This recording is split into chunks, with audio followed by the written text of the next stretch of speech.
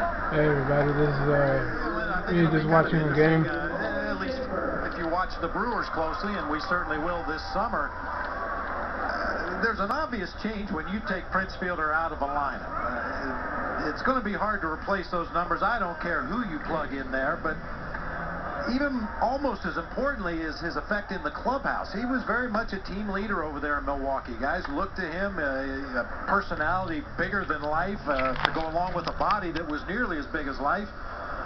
How are they going to replace that part of the absence of Prince Fielder? Aramis Ramirez, given his history, is going to supply some offensive numbers. Tony can't panic, can't get it, good effort. And Logan Schaefer has a single, double, and now a triple.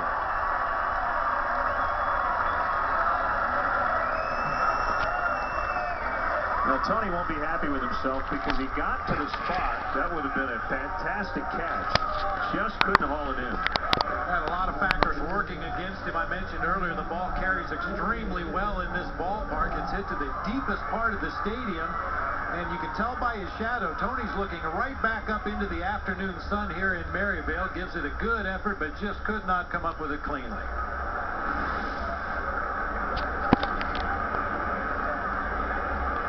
Thankfully, there are 2 outs as Rivera will bat for the 3rd time. Well, Matt Gamble homered in the Brewers' other game today. It's the 3rd straight day he's gone deep.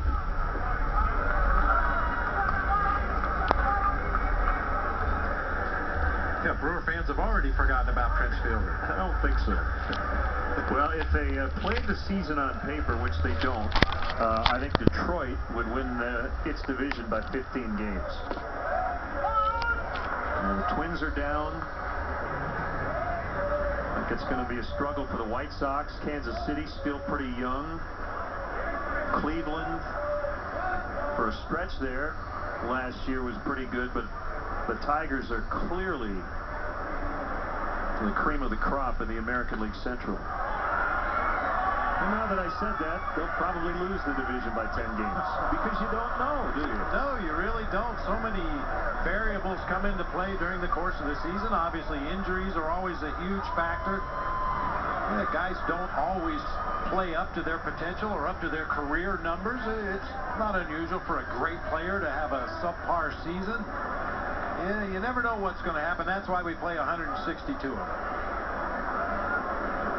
I think the Tigers, though, their approach to the offseason was a little bit like the Cincinnati Reds. I think they sensed, too, that the division was down. If we're going to make a run, now is the time to do it. And went out and made the moves they felt necessary to plug their weaknesses. And the Reds and the Detroit Tigers, I think, had kind of the same approach this offseason.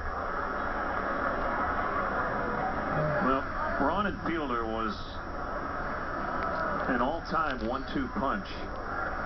I think you'll say the same about Cabrera and Fielder in that Tiger lineup. And we'll see the Tigers in interleague play at Wrigley Field, June 12th, 13th, and 14th. Rivera strikes out, so the Cubs maintain their lead. It's 2-1.